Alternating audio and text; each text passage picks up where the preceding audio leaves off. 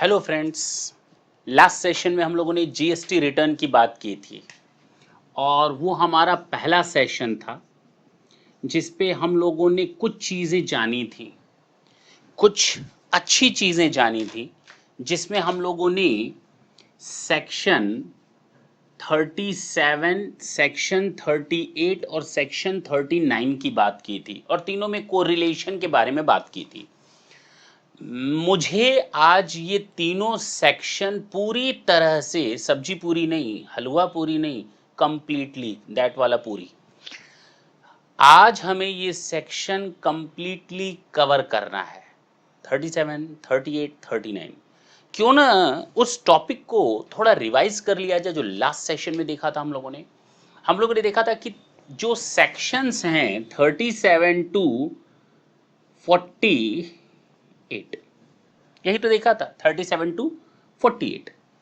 क्या है ये सेक्शन 37 टू 48 और इसमें हम लोगों ने क्या क्या डिटेलिंग की थी, क्या उसको आप सर रिवाइज करवा सकते हैं? बिल्कुल। 37 में हम लोग आउटवर्ड सप्लाई की बात कर रहे थे, 38 में हम लोग इनवर्ड सप्लाई की बात कर रहे थे, 39 में हम लोग रिटर्न की बात कर रहे थे, 40 में हम लोग फर्स्ट रिटर्न की बात कर रहे थे, 41, 42, 43 आईटीसी क्लेम क्रेडिट लेने की बात कर रहे थे, रिवर्सल मिसमैच की बात कर रहे थे, 44 annual return, 45 final return, 46 defaulters को नोटिस, 47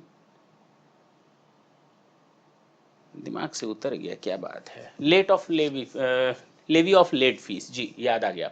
और लास्ट सेशन जो हम लोगों ने देखा था, लास्ट सेक्शन वो था आपका जीएसटी प्रैक्टिशनर्स के लिए। जी सर, बिल्कुल याद आया। और इसके साथ आपने रूल नंबर 24 को ऐड किया था, section 48 and rule 24। That is okay ना। इतने ही सेक्शंस हैं रिटर्न में। आज हम लोग फिर से सेक्शन देखते हैं 37।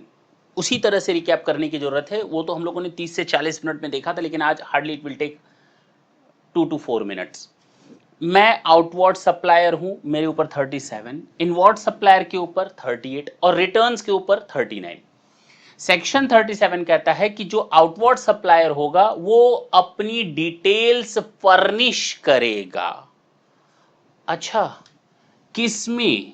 GSTR1 में फर्निशिंग ऑफ डिटेल। ये क्यों बोला आपने सर? क्यों बोला? वो इसलिए बोला कि मैंने यहां पर वर्ड नहीं यूज किया है रिटर्न, मैंने यहां रिटर्न वर्ड यूज नहीं किया है। ध्यान देंगे इस चीज पर। मैंने कौन सा वर्ड यूज किया है? Furnishing of detail. इसका मतलब सर GSTR1 जो होता है वो रिटर्न नहीं होता ना, वो रिटर्न नहीं होता, वो आपकी डिटेल्स पर आप अपनी डिटेल्स फर्निश करते हो उस फॉर्म में। That is a form which is known as GSTR1, goods and services tax return 1। तो R means return, but here return doesn't mean a return। यहां रिटर्न का मतलब डिटेल्स को फर्निश करना है। जी हाँ, सेक्शन 37 बोलता भी है furnishing details of outward supplies. अच्छा, जब हम रूल 1 की बात करते हैं तो लिखा रहता है form and manner of furnishing details of outward supply. आखिर किस फॉर्म और किस मैनर में आप रिटर्न फर्निश करेंगे, डिटेल फर्निश करेंगे, वो रूल नंबर 1 है।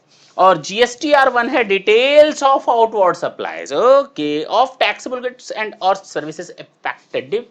डिटेल्स को फर्निश कर रहे हैं आप, ना कि रिटर्न को फर्निश कर रहे हैं। तो GSTR1 एंड GSTR2 ये दो डिटेल्स के लिए होती हैं, ये रिटर्न नहीं होती। तो यहां पर इन आउटवर्ड सप्लायर ने रिटर्न दाखिल की। रिटर्न सर आप करेक्ट करिए, बिल्कुल सही है। डिटेल्स फर्निश की किसमें? GSTR1 में। और ये इसके पास डिटेल्स पहुंच गई, इसके पास 38(1) में जो डिटेल्स पहुंची थी, प्लस इसने जो 38 सबसेक्शन 2 में जो इसने GSTR2 भरा, मेरी बात समझेंगे आप लोग, इसने कौन सा फॉर्म भरा? GSTR2 भरा।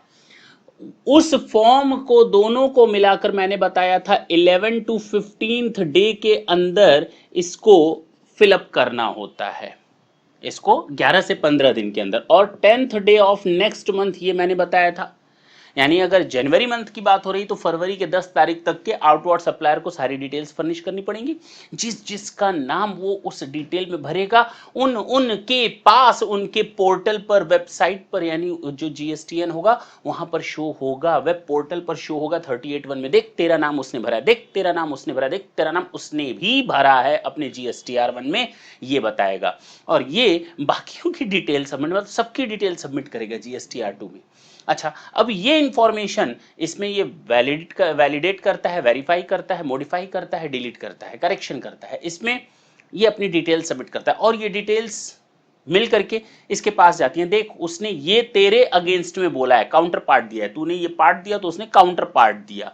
अब ये जो काउंटर पार्ट अटैक है इसके लिए इसको समय मिलता है 15 तारीख से लेकर के 17 तारीख तक उन डिटेल्स को मॉडिफाई करने का, देखने का, समझने का, चेंजेस लाने का, ठीक है ना। तो इसके पास 3 दिन मिल गए, नॉट बिफोर 15, तो 15th 16th एंड 17th 3 दिन मिले। इसको 11 से 15, इसको 15 से 16 हो गया, 15 से 17 हो गया। अब इसने अब इन डिटेल्स का क्या किया होगा, इसने रिटर्न दाखिल किया होगा। क्या रिटर्न दाखिल किया होगा? GSTR 3 दाखिल किया होगा। कौन सा रिटर्न? GSTR 3। ये कहलाता है return. This is the first return. First return means this is the return which you are just going to fill at all. Is it clear जी? यहां तक कोई दिक्कत नहीं सर, कहीं कोई इशू नहीं है। हम लोगों ने इतना ही देखा। जरा 37 एक बार और देख लेते हैं तो थोड़ी और ज्यादा क्लैरिटी आएगी। Every registered person other than N input. अच्छा, इसमें मैंने कुछ चीजें कटवाई थी। 37 में ISD हुआ, नॉन रेजिडेंट हुआ, 50, 51 section 10, 51 and 52। ISD input service distributor, non resident 10 compounding, 51 आपका TDS और TCS यानी ई कॉमर्स ऑपरेटर के बारे में। इनको अगर आप छोड़ देते हैं तो बाकी लोगों के लिए GSTR 1 तो फिल करना पड़ेगा। इसी तरह GSTR 2 भी इन्हीं लोगों के लिए फिल करना पड़ेगा। इसी तरह GSTR 3 की बात वो बाद में करेंगे, पहले GSTR 37 की बात कर लेते हैं। Every registered person shall furnish electronically in such form and manner as may be prescribed the details of outward supplies of goods or services or both on or before the 10th day of the month succeeding the tax period, and such details shall be communicated। जैसे ही detail भरेगा वो communicate हो जाएगी किसको? Inward supplier को। shall be communicated to the recipient of the said supplies within such time and in the such manner as may be prescribed। it is okay जी। अब वापस ये आउटवर्ड सप्लायर ने कर दिया। इसके बाद इसके पास क्या आया? दोबारा वहां से डिटेल आई किसमें? 17 तारीख तक। अच्छा, every registered person who has been communicated the details under subsection 38(3) में इसने ये डिटेल्स भरी थी, वहां हम लोगों ने देखा था लास्ट सेशन में। अब वो 38(3) में यहां पर details I. shall either accept or reject the details so communicated on or before the 17th day but not before the 15th day। तो 15, 16, 17 3 दिन मिल गए। of the month succeeding the tax period and the details furnished by him shall stand accordingly। ठीक। any registered person who has furnished the detail as above and it is remained unmatched। अब अगर मैंने ये return ये जो details भरी हैं, who has furnished the detail under subsection 1 for any tax period which have remained unmatched, मैंने details भरी, सामने वाले ने उसमें मॉडिफाई कर दिया, रिजेक्ट कर दिया, डिलीट कर दिया, कम कर दिया, ज्यादा कर दिया, जो भी कर दिया, और मेरे से वो अनमैच्ड है, मिसमैच्ड कर रहा है। तो अब उस मिसमैच के बारे में क्या कहता है, ढंग से सुनेंगे। यहां पर मिसमैच्ड फिगर की बात बोल रहा है। सामने वाला बोल रहा है कि उसने मुझे 100 रुपए का माल बेचा, मैं कह रहा हूं नहीं मुझे 90 रुपए का माल बेचा गया, मैं कहता हूं नहीं मुझे 110 रुपए का माल बेचा गया। अब दोनों की डिटेल्स में मिसमैच्ड है। वो कहता है मैंने आपको माल बेचा, मैं कहता हूं मैंने खरीदा ही नहीं तुमसे, हो सकता है। या मैं कहता हूं मैंने माल खरीदा और तुम्हारी डिटेल्स में वो शो नहीं कर रहा, कुछ भी हो सकता है। तो अब वहां करा any registered person who has furnished the details as above under section 37(1) and remind unmatched upon discovery of, Discovery Channel नहीं, डिस्कवरी यानी खोजना, upon discovery of any error और omission therein rectify such error और omission in such manner as may be prescribed and shall pay the tax and interest accordingly। लेकिन यहां पर हम उनकी बात नहीं कर रहे जो स्क्रूटनी वगैरह से फाइंड आउट होती हैं जी। चले सेक्शन 38 की बात करते हैं। 37 इज ओवर, वो तो लास्ट क्लास में हो गया था। इस बार हम लोगों ने केवल एक नई चीज देखी कि अगर मिसमैच्ड होता है तो वहां पर जो आउटवर्ड सप्लायर्स होता है जिसने वो डिटेल्स भरी थी, अगर मिसमैच को वो सही नहीं कर पाता या उसको अगर कुछ गलती मिलती है या नहीं मिल पाती, लेकिन अगर मिसमैच्ड फिगर है तो वो उसके अकाउंट में जोड़ दिया जाएगा, जिसमें अब वो टैक्स और इंटरेस्ट के साथ पेमेंट करेगा। सेक्शन 38 एवरी रजिस्टर्ड, अब इनवॉर्ड सप्लायर की बात करते हैं। एवरी रजिस्टर्ड पर्सन, सेम वही कहानी है, आईएसडी सेक्शन 10, 51, 52 नॉन रेजिडेंट शैल वेरीफाई, वैलिडेट, modify और delete, ये तो हम लोगों ने लास्ट सेशन में ही देख लिया था। If required the details relating to outward supply which has been received or communicated to him under section 37(1), ठीक है, उनको वो वेरीफाई वैलिडेटेड करेगा। और 38(2) में अपना भी एक फर्निश करेगा detail GSTR2। Every registered person shall furnish electronically the details of inward supplies of taxable goods or services or both, जी हाँ, during a tax period after the 10th day but not before the 15th day of the month succeeding the tax period in such form and manner as may be prescribed। ठीक। Third कहता है the details of the supplies modified 38(1) वाला, deleted or included in the recipient and furnish the detail under section 38(2) shall be communicated to the supplier। इसको communicate किया जाएगा and within such time as may be prescribed। ठीक है। The details of the supplies modified, deleted or included by the recipient in the return under section 39(4) और 2 shall be 39 नहीं पढ़ा है अभी, मैं बताने जा रहा हूँ। shall be communicated to, ठीक है छोड़ दो। और अगर मिसमैच होता है तो आउटवर्ड जो इनवर्ड सप्लायर होगा उसके अकाउंट में जोड़ दिया जाएगा टैक्स एंड इंटरेस्ट के साथ। ये सेक्शन 37, 38 पूरी तरह से खत्म हो गया। हाँ, जो एक छोटे मोटे माइनर पॉइंट बचे हुए हैं, हमें तो पहले आपको पूरा बैकग्राउंड एकदम दिमाग में इमेज क्लियर कर देनी है कि किस पॉइंट के बारे में या किस टॉपिक के बारे में हम लोग स्टडी कर रहे हैं और कौन सा सेक्शन कौन से पॉइंट के बारे में डिस्कस कर रहे हैं। 37 आउटवर्ड, 38 इनवर्ड। अब बात करेंगे 39 फर्निशिंग ऑफ रिटर्न।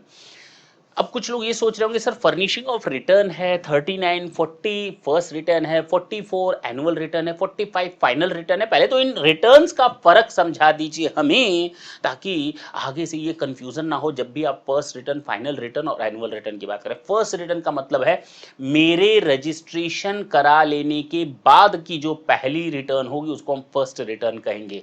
उस फर्स्ट रिटर्न में जिस दिन मैं लायबिल हुआ था रजिस्ट्रेशन कराने लायक और जिस दिन एक्चुअल में मुझे रजिस्ट्रेशन कराया गया, उस ड्यूरेशन का जो मैं डिटेल फर्निश करूंगा उसको हम फर्स्ट रिटर्न बोलेंगे, आएगा। ये सेक्शन 40 में देखेंगे। 44 में हम लोग देखेंगे एनुअल रिटर्न। हर एक सप्लायर को, रजिस्टर्ड टैक्सेबल पर्सन को एनुअल रिटर्न सबमिट करनी पड़ती है। उसके लिए 31 दिसंबर तक का समय दिया गया है। वो एनुअल रिटर्न दाखिल की जाती है और वो होती है GSTR 9 के हिसाब से। किसके हिसाब से होती है जरा देख लें तो वापस, क्या मैं सही बोल रहा हूँ?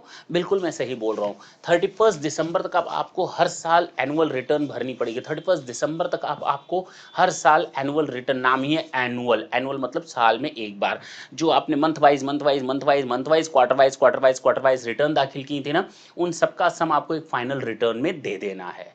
ठीक, उसमें कैसे चेंजेस होंगे, कैसे अमेंडमेंट करेंगे, वो रिटर्न का टॉपिक है। जब हम फॉर्म एंड फॉर्मेट्स की बात करेंगे, फॉर्म्स के बारे में डिस्कस करेंगे तो उस समय देखा जाएगा। फिलहाल तो कहने का मतलब वो एनुअल रिटर्न। तो सर ये फाइनल रिटर्न क्या है? फाइनल रिटर्न का मतलब ना अब बस 10, अब बस GSTR 10, अब बस 10 बस। तो ये 10 बस का मतलब है this is full and final return. आगे से आपको कोई रिटर्न दाखिल करने की जरूरत नहीं है। ये आज आप आखिरी रिटर्न दाखिल करने जा रहे हो। ये आप पहली रिटर्न फर्स्ट रिटर्न, ये हर साल की रिटर्न एनुअल रिटर्न, ये आखिरी रिटर्न फाइनल रिटर्न। अब बात समझ में आई, क्योंकि आपका रजिस्ट्रेशन कैंसिल हो चुका है। अब आपको इसके बाद की कोई रिटर्न दाखिल करने की जरूरत नको। जी हाँ, समझ में आई बात। हम बात करने जा रहे हैं the most important section, that is your section 39। उसके बाद तो हमें नहीं लगता कि इस रिटर्न चैप्टर में ज्यादा कुछ बचेगा। हाँ बचेंगे, सेक्शन 40 देखेंगे फर्स्ट रिटर्न, अच्छा बता तो दिया आपने। सेक्शन 41, 42, 43 हम लोग देखेंगे ITC का सबसे इंपॉर्टेंट टॉपिक। आईटीसी को हम लोग एक बार रिवीजन करेंगे, उसके बाद हम इस 3 पॉइंट को डिस्कस करेंगे। 40, 41, 42, 43। 44 में आपका एनुअल रिटर्न, 45 में फाइनल रिटर्न, 46 में आपका levy of late notice to defaulters, 47 में आपका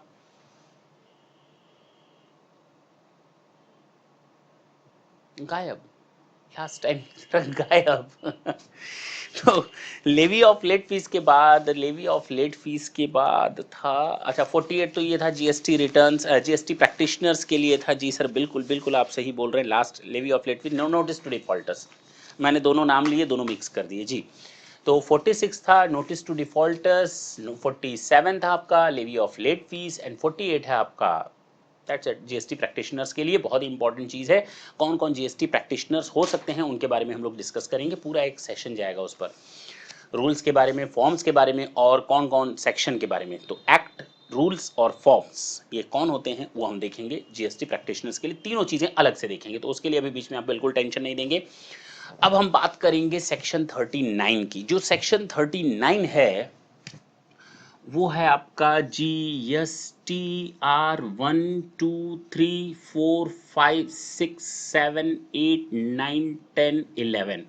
अब इसमें मैं कोई 9A की बात नहीं करने जा रहा, एक और फॉर्म है 9A, 9B, 7A, 1A, 2A, 3A, 4A, 6, छोड़ देते हैं अभी इस पॉइंट को, जो मोटा मोटी है ना, यही पॉइंट डिस्कस कर लेते हैं।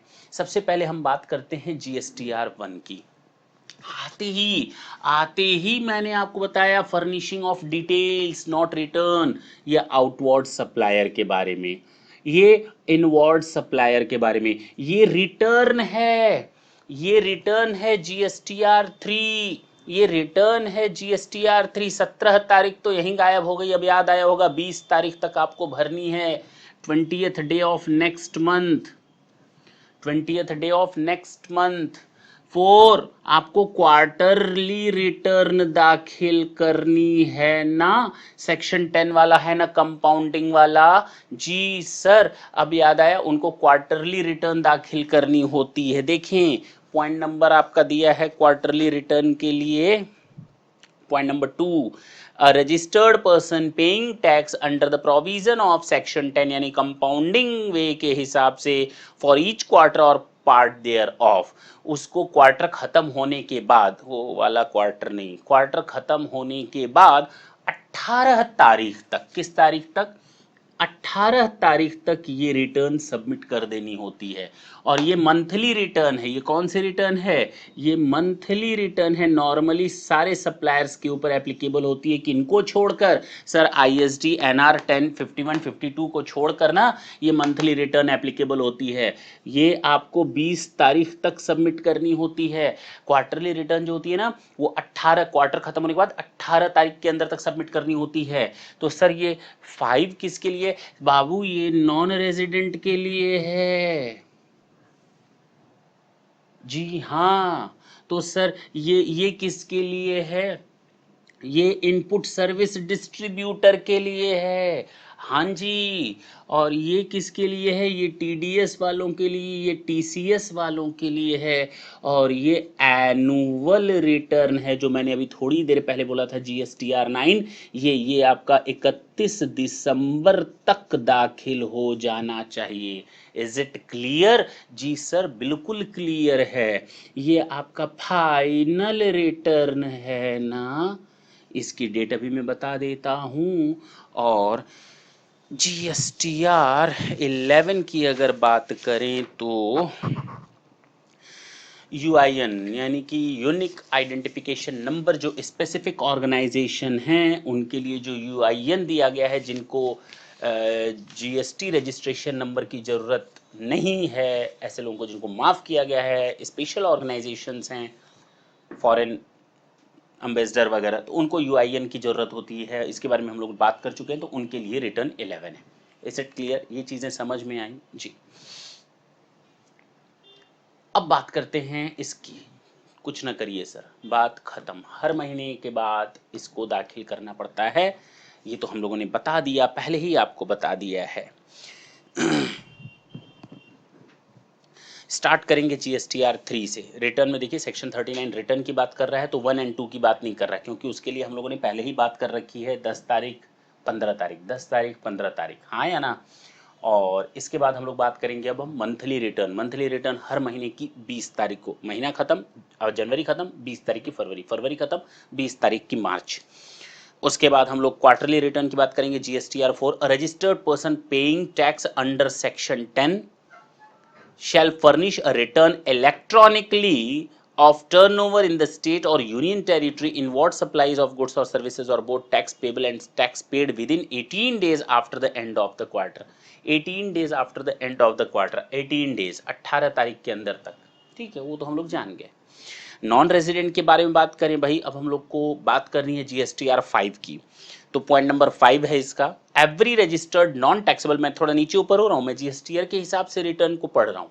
मैंने बीच में पॉइंट नंबर 4 स्किप कर दिया क्योंकि वो आपका जीएसटीआर 6 के लिए है, तो ये तो बाद में आएगा, पहले जीएसटीआर 5 की बात कर ले। तो हम पॉइंट नंबर 5 को पहले पढ़ लेते हैं ताकि 6 सीक्वेंस में हम लोग जीएसटीआर की स्टडी कर सकें। Every registered non-resident taxable person shall for every calendar month or part thereof furnish in such form and manner as may be prescribed a return electronically within 20 days after the end of the calendar month, within 20 days monthly और with in 7 days after the last day of the period of registration. ठीक है sir, ये बात समझ में नहीं है, 7 दिन और 30 दिन क्या है, 20 दिन और 7 दिन ये क्या है। और इसमें लिखा भी है सेक्शन 27, जब हम रजिस्ट्रेशन प्रोसेस की बात करेंगे, सेक्शन 25 से स्टार्ट होता है हमारा रजिस्ट्रेशन प्रोसेस। तो मैं आपको पहले एक बार सेक्शन 27 की बात बता देता हूं, मैंने आपको ये पहले भी डिस्कस करवाया हुआ है, लेकिन अगर आपके दिमाग में है कि नहीं सर दोबारा आप सेक्शन 27 करवाइए, तो हमने आपको बताया था एक पॉइंट कि casual person, casual taxable person और नॉन रेजिडेंट, इनके लिए एक स्पेशल प्रोविजन लाया गया है रजिस्ट्रेशन प्रोसेस में। Casual taxable person and non resident. Casual का मतलब कैजुअली जो कभी कभी माल बेचता है, मान लो मेरे पास कोई बिजनेस अपॉर्चुनिटी आ गई फॉर द टाइम बीइंग कि मुझे 20 दिन के अंदर ये काम करके दे देना है, now the business will be full and final, यानी ज्वाइंट वेंचर कर सकते हैं, कोई पर्टिकुलर कंसाइनमेंट कर सकते हैं, कोई एक शॉर्ट टर्म का बिजनेस प्रोसेस कह सकते हैं। तो अगर मैं वो शॉर्ट टर्म का कोई बिजनेस करता हूं तो क्या मैं परमानेंट रजिस्ट्रेशन ले लूं? ना ना ना ना, आप कैजुअल टैक्सेबल पर्सन बन जाइए। अगर मैं नॉन रेजिडेंट हूं, इंडिया में आता हूं, फॉर द टाइम बीइंग आता हूं और मैं कोई बिजनेस डील करता हूं और उसमें मैं कुछ कमाता हूं परचेस सेल करके, तो क्या मुझे भी जीएसटी में? जी सर, आपको भी जाना पड़ेगा भले ही आप नॉन रेजिडेंट हो।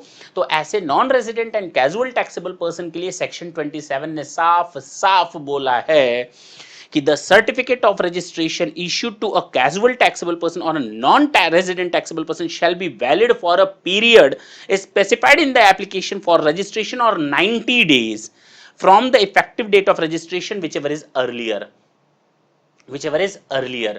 यानी अगर मैं कहता हूं डिपार्टमेंट में कि मुझे 60 दिन के लिए रजिस्ट्रेशन चाहिए, then they will issue me a certificate of registration, I am a casual taxable person और I am a non taxable, non resident taxable person, then for that purposes they shall release a certificate of registration to me only for 60 days, because I am just wanted to have a registration certificate for 60 days only.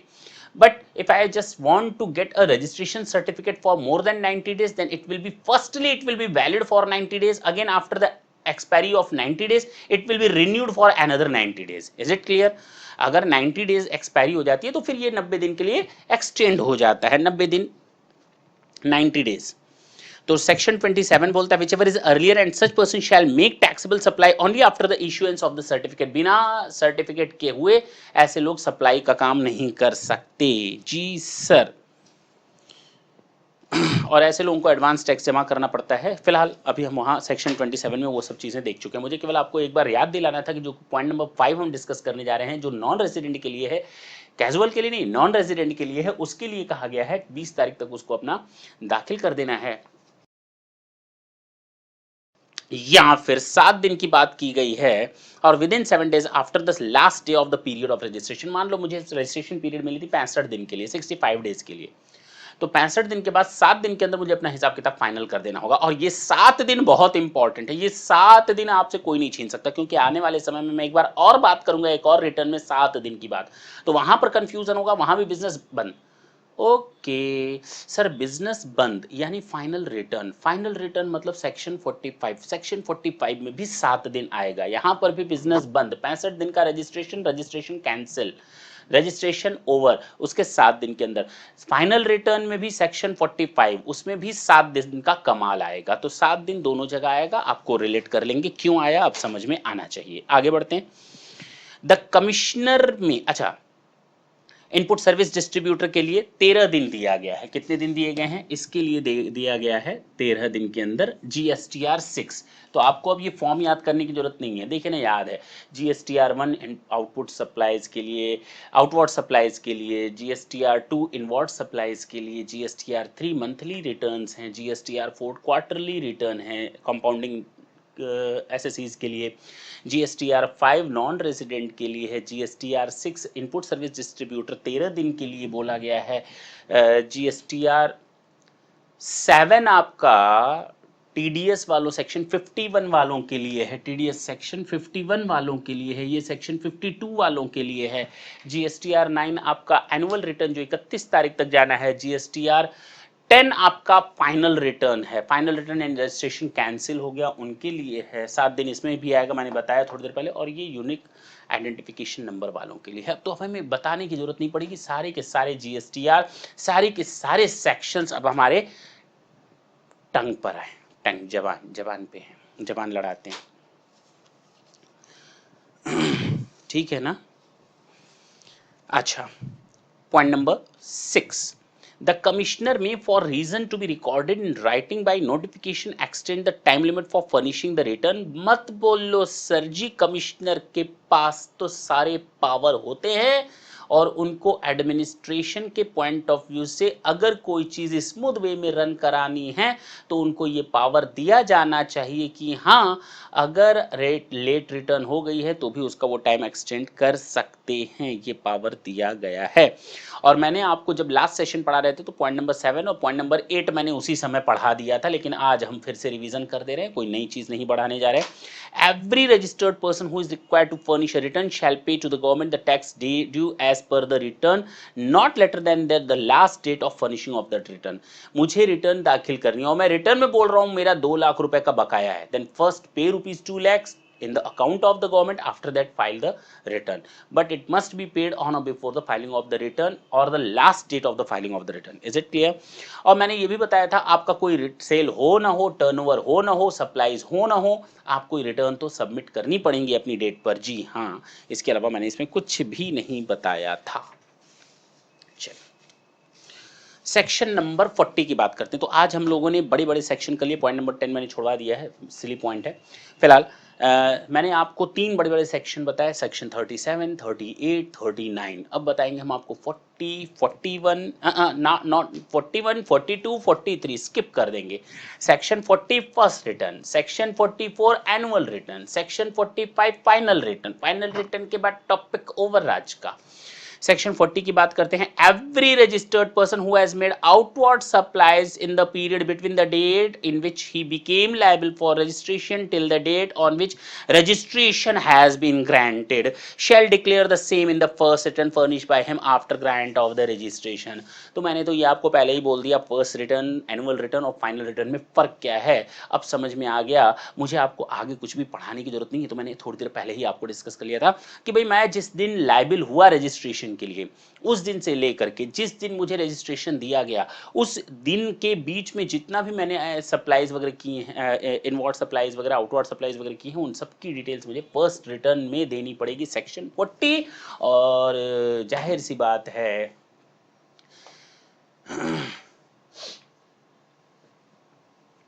कि अगर मैं बात करूं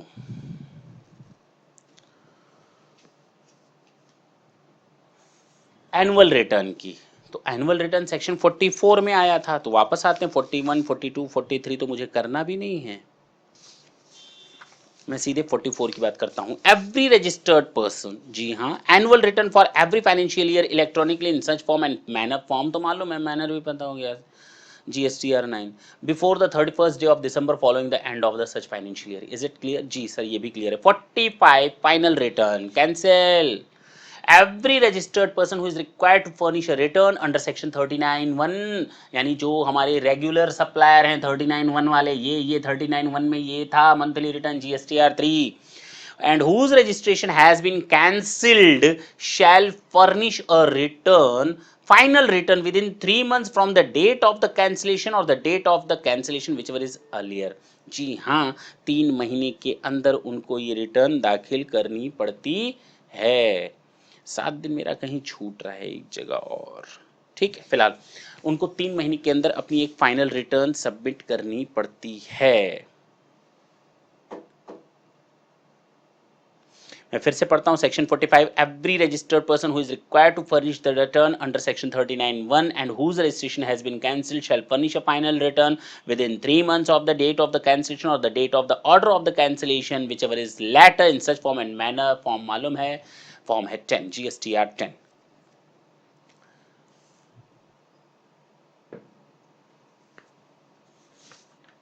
ठीक, आगे आज हम कुछ नहीं बताने जा रहे हैं। हमने आपके केवल 3 सेक्शन छोड़ रखे हैं, 41, 42 एंड 43। सर आपने 45 भी तो नहीं बताया, 46 और 47, 48 भी तो नहीं बताया। 48 तो मैंने कहा आपको GST प्रैक्टिशनर्स के लिए, उसको तो मैं उसी समय पढ़ाऊंगा जब एक्ट, रिटर्न एंड रूल्स तीनों एक्ट चीज़ें एक साथ पढ़ेंगे। एक्ट, रिटर्न्स यानी कि फॉर्म एंड रूल्स तीनों एक साथ पढ़ेंगे तो उस समय देखा जाएगा GST प्रैक्टिशनर्स के बारे में। PCT वगैरह के नाम से 1 2 3 4 5। तो फिलहाल मेरे हिसाब से पेनाल्टी वगैरह है। चलें, सेक्शन 47 कहता है any registered person who fails to furnish the details of outward और inward supplies required under section 37 और सेक्शन 38 और रिटर्न 39 और section 45 by the due date shall pay a late fee of 100 rupees. अगर कोई बंदा details furnish करने में चूक करता है, कौन कौन से सेक्शन में, 37 में आउटवर्ड, 38 में इनवर्ड, 39 में रिटर्न, 45 में फाइनल रिटर्न, अगर इन जगहों पर वो चूक करता है तो, अगर रिटर्न फाइल करने में चूक करता है तो उसको हर एक दिन 100 रुपए का जुर्माना लगेगा और ज्यादा से ज्यादा टोटल मिलाकर के 5,000 रुपए तक का जुर्माना लगाया जाएगा। जी सर, बात ओवर। सेक्शन 47 भी हम लोगों ने ओवर कर लिया, इसमें अब हम लोग को कुछ भी और जानने की जरूरत नहीं है। जी, तो अब आपका ये चैप्टर कितना आसान हो गया, आपको GSTR के सारे फॉर्म्स याद हो गए। 1 to 11, 1 outward, 2 inward, 3 monthly, 4 quarter section 10 वालों का, हाँ या ना, 5 नॉन रेजिडेंट के लिए, 6 इनपुट सर्विस डिस्ट्रीब्यूटर के लिए, 7 TDS के लिए, 8 TCS के लिए, 9 annual return, 10 final return, 11 UIN वालों का स्पेसिफिक। अगर हम सेक्शंस की बात करें तो सेक्शन 37 आपका outward supplies, 38 inward supply, 39 return, 40 first return, 41, 42, 43 input tax credit claim के रिफंड के रिवर्सल के लिए, मैचिंग मिसमैचिंग के लिए, section 44 annual return, 45 final return, 46 आपका था डिफॉल्टर्स को नोटिस देना, 47 आपका लेवी ऑफ लेट फीस। देखो इस बार याद आ गया, नहीं भूला मैं। आप लोग सोच रहे थे इस बार मैं भूल जाऊंगा, नहीं भूल पाया। लास्ट है 48, आपको GST प्रैक्टिशनर्स के बारे में बात करनी है जो रूल नंबर 24 के साथ मैच करेगा। बस ना, मेरे हिसाब से आज के लिए ये बहुत बड़ा टॉपिक कवर हो गया। नेक्स्ट सेशन में हम कोशिश करेंगे आपको रिटर्न रूल्स, जो return rules rule number 1 to rule number 25 दिया है, उनका एक सिस्टम क्लियर करवाने का, और कब कौन सा रूल तैयार होगा। मैं ये बात स्पेशली प्रैक्टिशनर्स को बता दूं कि जब जब वो रिटर्न्स की बात करेंगे तो बहुत हौच-पौच होगा। अब हौच-पौच नहीं, बहुत आसानी के साथ आपको समझ में आएगा कौन सा सेक्शन किस जगह कैसे काम आएगा और कौन से रूल्स और फॉर्मेट्स में काम आएगा, वो क्लियर है। Thank you, thanks a lot.